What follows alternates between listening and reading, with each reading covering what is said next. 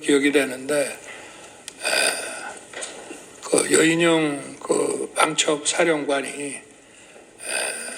그 조지호 경찰청장한테 뭐 위치 확인, 뭐 체포 이런 거를 부탁했다는 기사를 보고 저도 김용현 그때는 국방장관이 구속이 안 돼 있는 상황이어서 제가 이게 어떻게 된 거냐라고 물어본 적이 있습니다. 그랬더니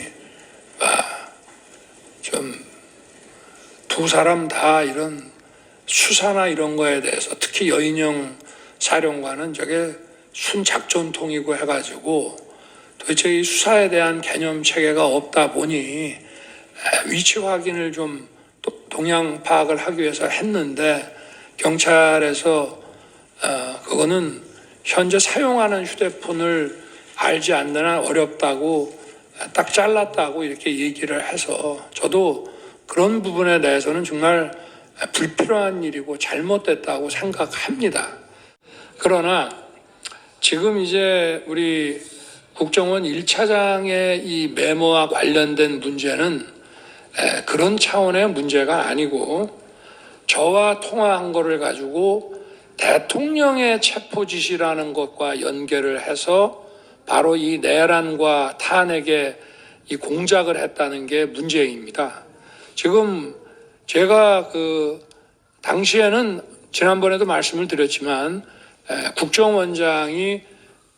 미국 출장을 갔는지 여부에 대해서 좀 오해가 있다 보니까 사실은 직무대리인 1차장에게 통화를 하게 된, 그러면서 지금 이런 상황이 지금 발생을 했다고 지난번에도 말씀을 드렸는데요. 제가 여인영 그 방첩사령관을 도와줘라 라고 한 얘기, 그리고 제가 1차장에게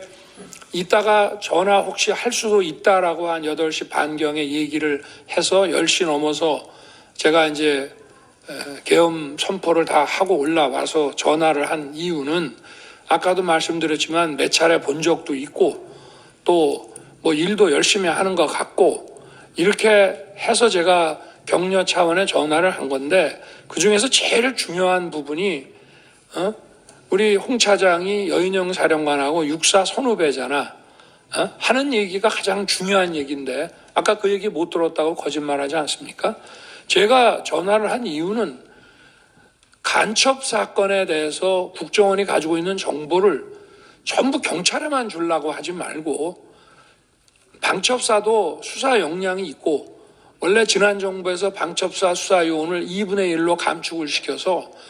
군 방첩 활동과 방산 이 안보 활동에 지장이 많이 초래가 됐기 때문에 우리 정부에서는 수사관을 계속 증원해 나가면서 이를테면 창원의 방산업체 그 보안 지키는 문제부터 시작해서 방첩사를 계속 키워오고 있는 상황이고, 제가 김규현 국정원장뿐 아니라 조태용 국정원장한테도 방첩사 지원을 수도 없이 얘기를 했습니다. 그래서 제가 1차장에게 전화를 하게 되면 이거는 그 얘기하려고 하는 것이지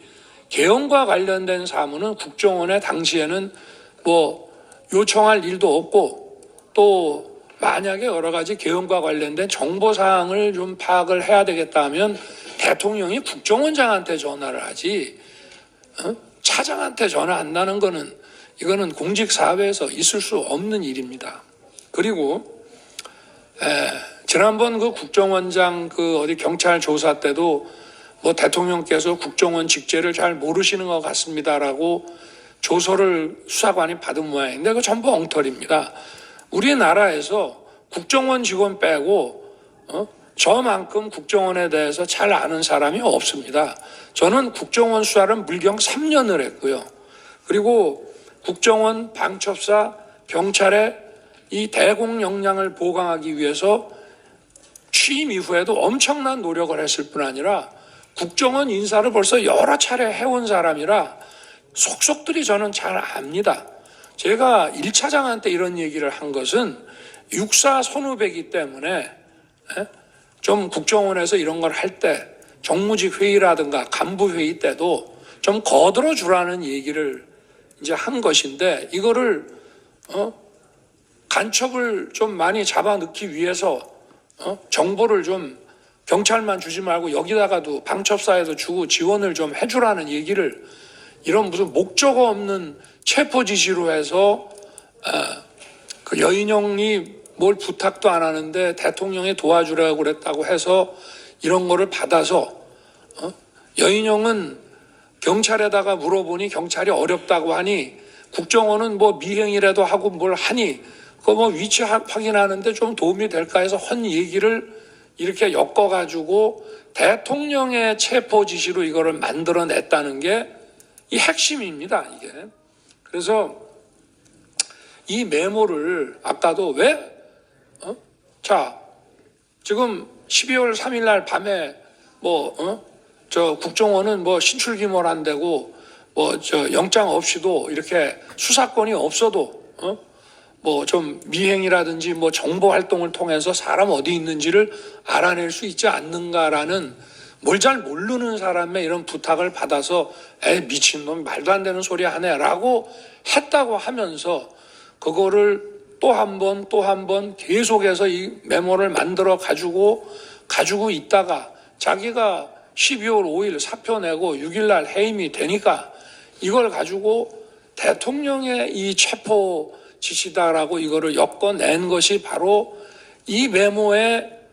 그 핵심이라고 저는 말씀드리고 싶습니다. 그리고 아까 국정원장에게 대통령이 방첩사 지원하라고 했던 얘기에 대해서 국정원이 원장이 별다른 대답을 안 했다는 것은 제가 판단하기에는 저한테 하도 들었기 때문에 그 얘기는 맨날 하는 얘기니까 아마 내가 국외 출장 중인 줄 아시고 1차장하고 통화를 했다가 그 얘기를 하셨던 모양이구나 라고 저는 원장이 받아들였을 것이라고 생각하지, 개헌과 관련된 별도의 그 어떤 지시였다고 한다면은 바로 저한테 아마 국정원장이 득달같이 전화했을 겁니다. 1차장한테 뭔 지시를 하셨다는데 그게 뭡니까 하고, 그래야 그게 국정원장이지, 아니 개헌과 관련된 지시라고 생각을 하면서 1차장 말을 그냥 무시해버리고, 아니 그 앞에서는 무시하는 척을 하더라도 대통령이 자기 밑에 사람한테 뭔가 개헌과 관련된 업무 지시를 했다면 득달같이 저한테 전화하는 게 상식 아니겠습니까? 그거는 수도 없이 들었기 때문이고, 지난번에도 왜 한번 재판관님께서 어떤 작년 상반기 총선 전에 어떤 안가 자리에 여인형 방첩사령관이 거기에 왜 참석했냐고 한번 물어보신 것 같은데, 그 자리가 바로 국정원 보고 방첩사 지원해주라고 하는 그런 자리입니다. 그렇기 때문에 그 말씀을 좀 드리고요. 그리고 아까 제 무슨 처와 국정원장 간에 휴대폰 문자 주고받았다는 부분에 대해서는 그건 저도 알 수 없는 것이지만, 저와 제 처는 지난 11월 7일 대국민 담화와 기자회견한 이후에 소통 방식을 개선하고 휴대폰을 바꾸겠다고 이미 국민들에게 다 말씀을 드려서, 제가 아마 11월 중순에서 남미 G20하고 에이펙 출장 가기 직전 아니면 그 직후에 휴대폰을 바꿨습니다. 그래서 비화폰을 저 같은 경우에는 국정원장하고 썼고요. 아마 제 아내는 국정원장이 안보실장이던 시절에는 전화번호를 가지고 있었을지 모르지만 휴대폰을 이렇게 비화폰 아닌 개인 휴대폰을 바꾸고 원래 휴대폰을 다 없애버렸기 때문에 저는 그 통화 내역이 어떤 건지 사실 좀 궁금합니다.